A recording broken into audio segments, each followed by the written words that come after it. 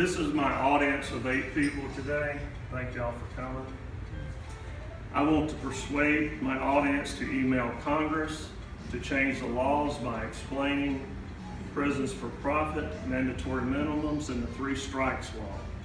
The U.S. has more people in prisons than any country in the world. The number of people in prisons has a direct impact on America. I have personal knowledge about the conditions of prisons from family and friends. I want to persuade everyone to write Congress and express concern that the U.S. has the largest prison population in the world because people are put in prison so that private prisons can stay full and make money. Mandatory sentences across the board is not a justice system. The 3 strikes law guarantees that people will not receive justice. I have examples of my points from CBS Sunday Morning Show, PBS, and the Pennsylvania House of Representatives. Point number 1, prisons for profit.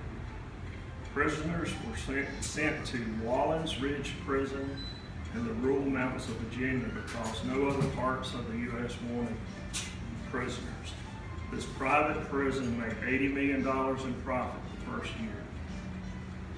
They used brokers to help keep the prisons full by flying prisoners all over the U.S. They filled prisons for a commission. Prisons, both public and private, are guaranteed to make a profit because of mandatory minimums. Point number 2, mandatory minimums increase jail population without reducing crime. A Florida man who fired a warning shot to protect his daughter is now serving 20 years behind bars because of the state's mandatory minimum sentencing laws. This was a first-time offender, and he has a master's degree. Since Congress has created mandatory drug sentences, the federal prison population has grown from 24,000 to 214,000. Only 3% of the cases go to trial in Pennsylvania because kids make foolish decisions and take a plea deal and get mandatory minimums because they are not explained that the mandatory minimums could take effect. The 3 strikes law completes the job. Paint the wall, steal the money, drop a firecracker, and you get life. Commit murder, and you get 25 years.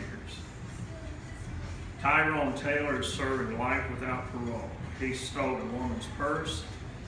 He was convicted of possession of cocaine and cocaine trafficking. This got him life without parole. He did not know how to read or write at the time. President Clinton admitted his 3 strikes crime bill introduced in the 90s contributed to the problem of overcrowded prisons. An 18-year-old high school senior pushes a classmate down to steal his sneakers. He shoplifts a jacket.